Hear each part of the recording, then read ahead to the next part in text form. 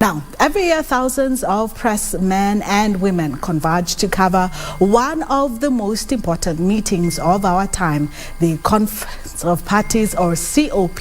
One man has been in charge of planning and overseeing the development of media centers in the last 17 conferences.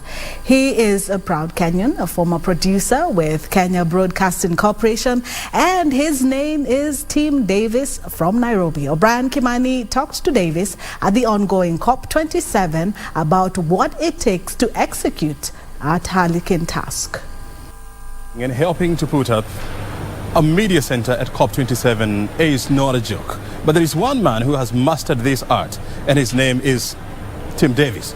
And you know the fun part of it? He is a Kenyan, and he's joining me to share with me his success story. Thank you very much indeed, Tim, for joining us here. I want to find out from you why you're here. It's a pleasure. I'm involved right from the word go. I help to design the media center. I have to anticipate what media may come to this event and what accommodation they will require. The media center at COP27 is a masterpiece of a mega newsroom. With the reporters scripting, camera people shooting, and video editors packaging stories, this is the epitome of a modern newsroom. This year, more than 4,000 press people descended on the COP27 in Egypt, a country where media is heavily controlled by the state. And just like the last 17 climate conferences, one man was in charge of designing and overseeing the media center at COP27, and his name is Tim Davis. I'm proud to be Kenyan, of course. I've lived in Kenya all my life. I've worked in Kenya. I don't intend to ever go anywhere else.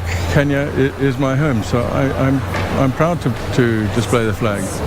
Davis has amassed enough wealth in creating a conducive working environment for journalists, having worked with the Kenya Broadcasting Corporation as a producer in the past. I was invited to help UNFCCC to manage KBC, who did the broadcasting, and to manage the media who were there.